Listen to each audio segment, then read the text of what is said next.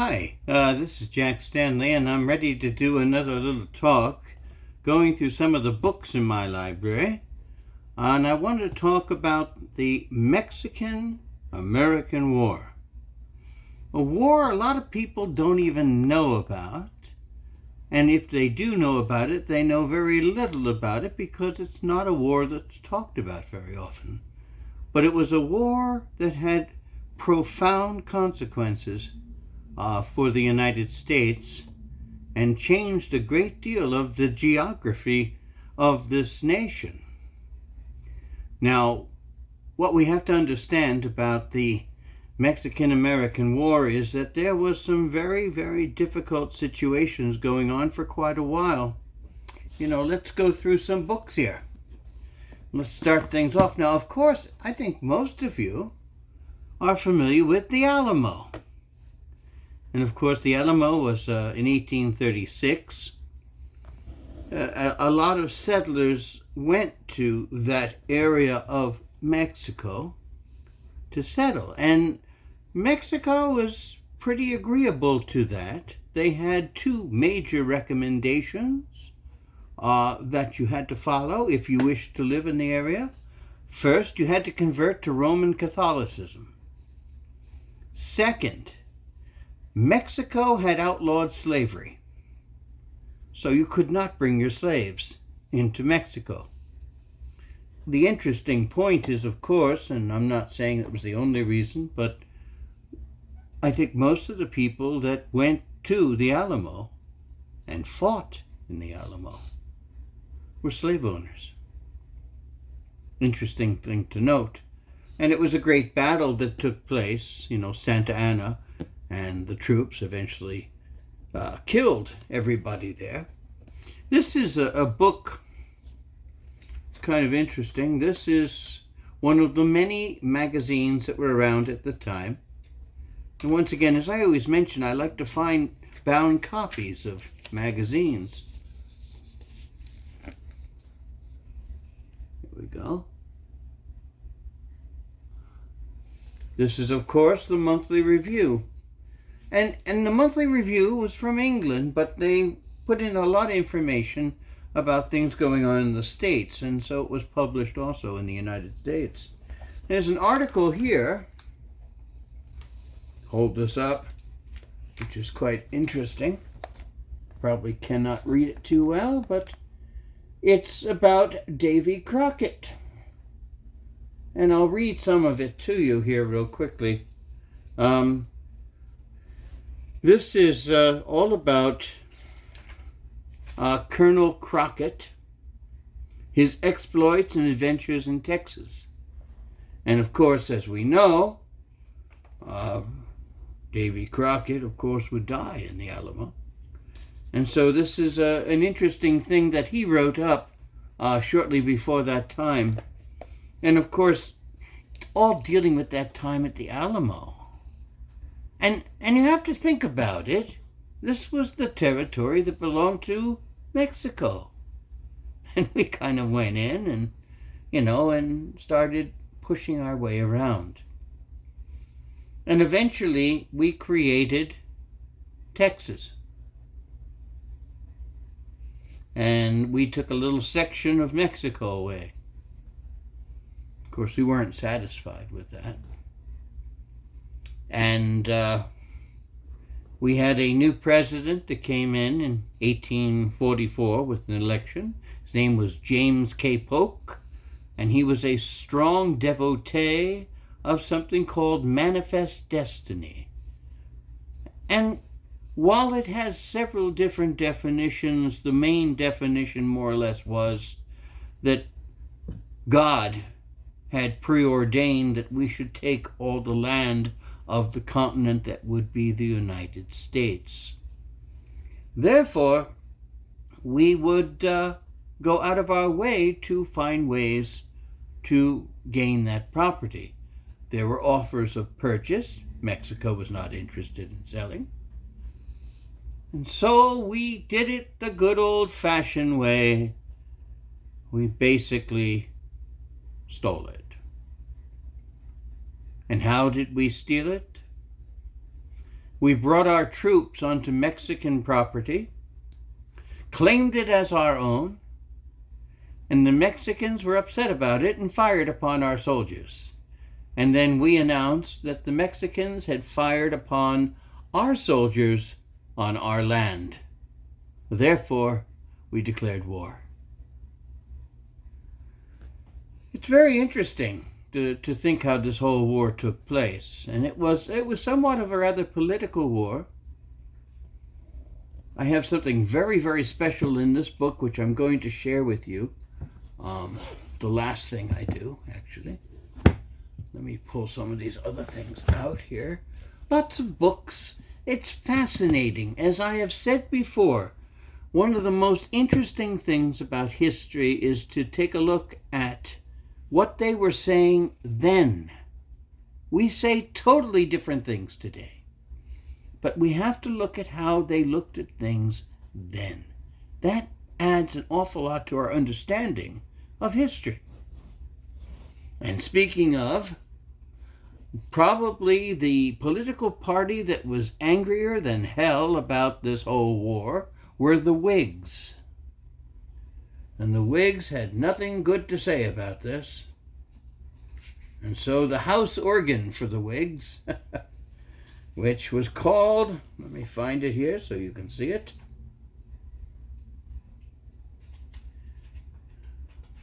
Takes a little while to dig through here, pardon me.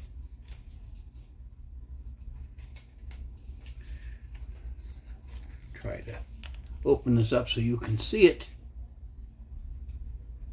It was called the American Review.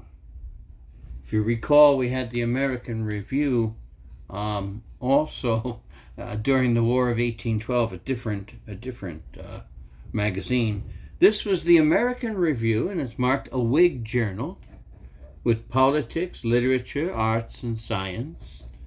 And it was a short-lived magazine. It came out starting around 1845, and by 1847, it was pretty much gone. But in here were all these articles pertaining to the views of Whigs compared to the views of the Democrats. And they considered the Mexican-American War a Democrat war. And there were a lot of people who were against it. Good old John Quincy Adams was against it 100%. He felt it was basically just an invasion to grab property. Abraham Lincoln, in his one term in Congress, was totally against the war and was booted out, more or less, because of his philosophy. The Whigs did not fare well in this war. It was pushed very strongly by James K. Polk. Interesting character. He worked himself to death pretty much. He was a severe character, didn't have a sense of humor. He orchestrated, operated, and took care of everything dealing with the war. Now, of course, the one thing that James K. Polk was really pushing was he had two major generals fighting. One of the generals was Democrat, and the other was a Whig. And so he went out of his way to make the Democrat look good. And that was Scott, of course, General Scott. And you know something, it's interesting to see also, this is the history of the world as of 1848. And of course, it spends a whole chapter on the Mexican-American War, which is really quite interesting. Now, in this booklet here,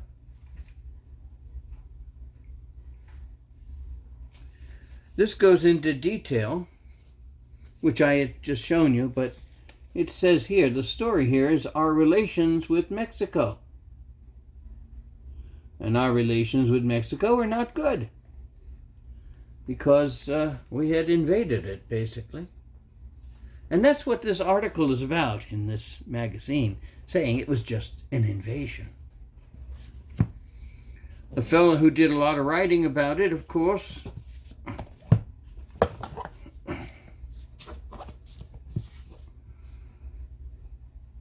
was Thomas Hart Benton, who was in the Senate.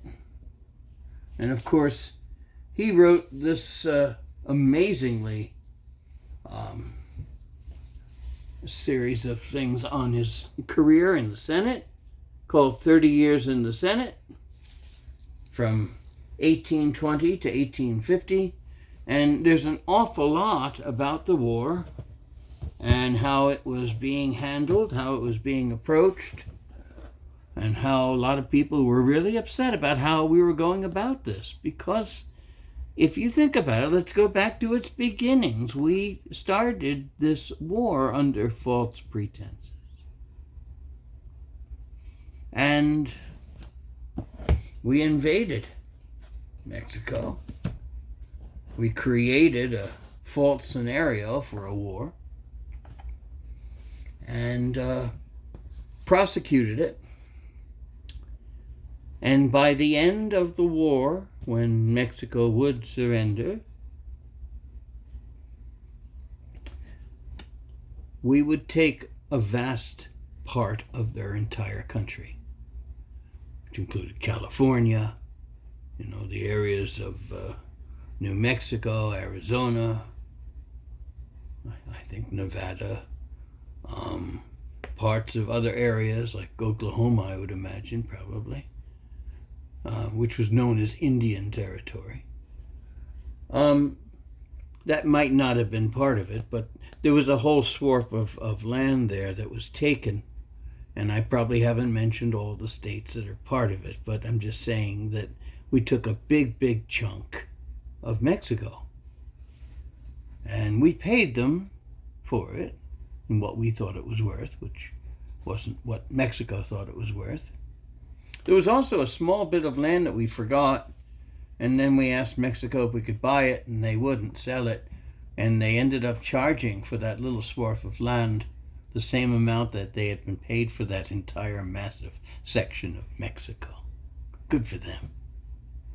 Now, here's something I really want to show you.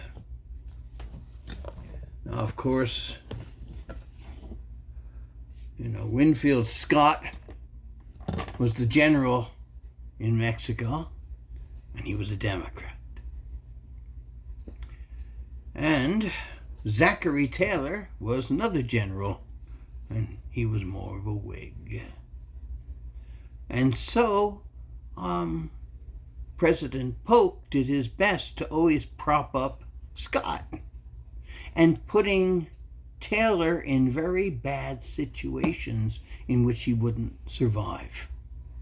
Surprisingly, Taylor came out with flying colors, doing phenomenally, and gained a great deal of respect and admiration of people from around the country. And of course, as one would imagine, by the time we get to 1848, Polk is not going to run again. In fact, in a few months, he'll be dead from the effects of overwork and, I believe, other diseases, perhaps typhoid or something like that, malaria, something along the lines of that. And so there was a great deal of battles set up between the generals. And here's one of the books on General Taylor. And of course, let me pull this out here so you can see it.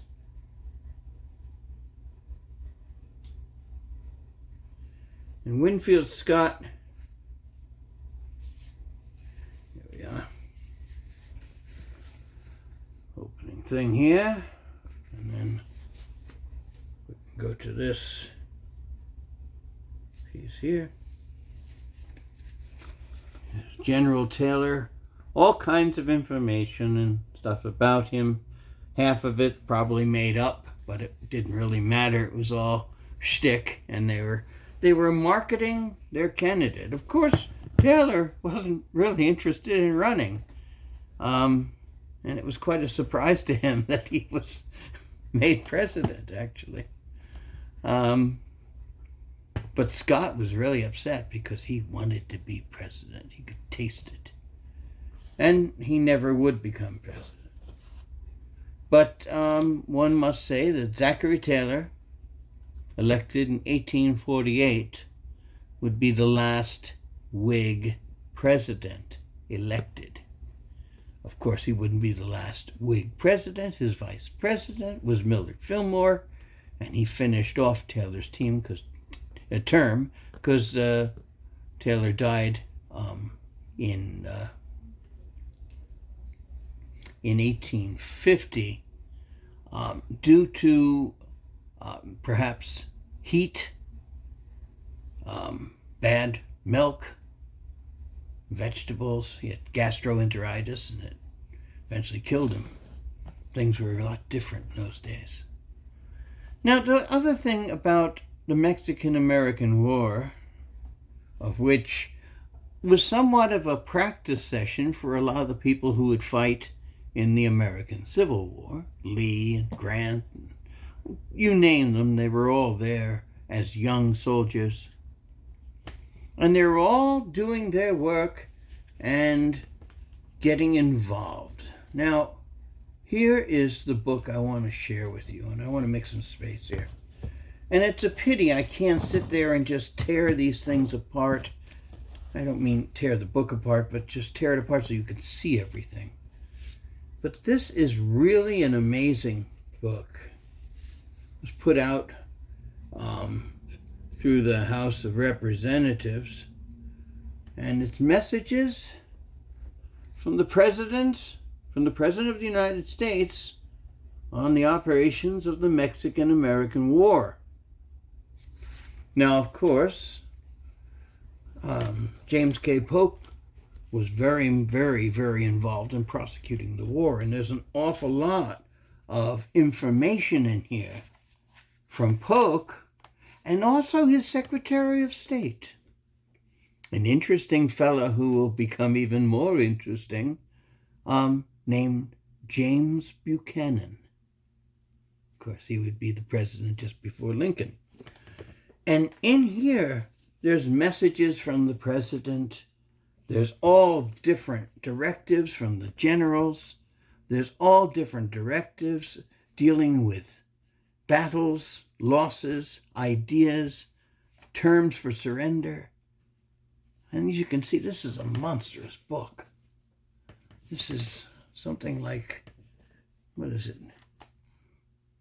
Close to 1,300 pages of information from President Polk, James Buchanan, to his generals, to the various diplomats, dealing with the battle strategies, and also finding ways of forming surrender, which is really amazing.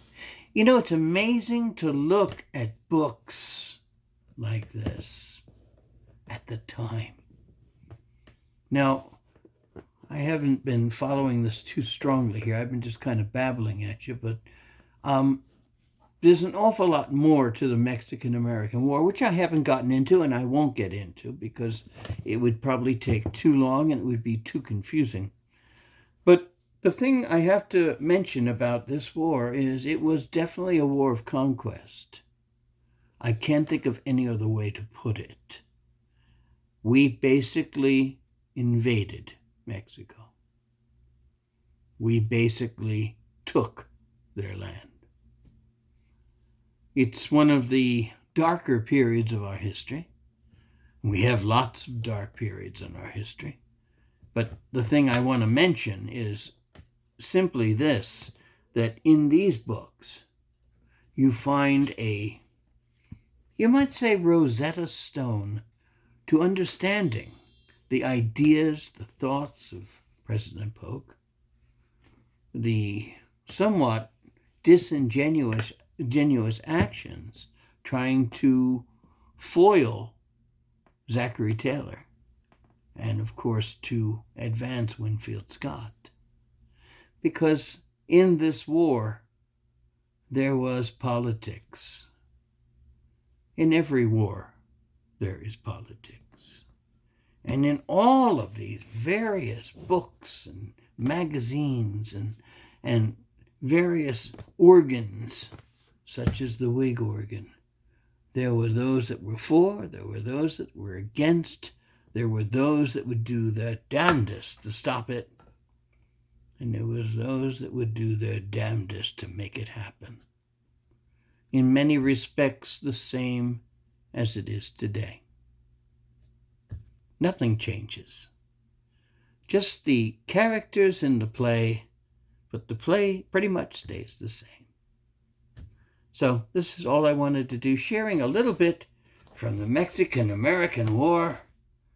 And I have a lot more to talk about, a lot more stuff to share, and some very unique and individual books that I think you'll find amazingly fascinating. So that's about all I wanted to say. Thank you very much.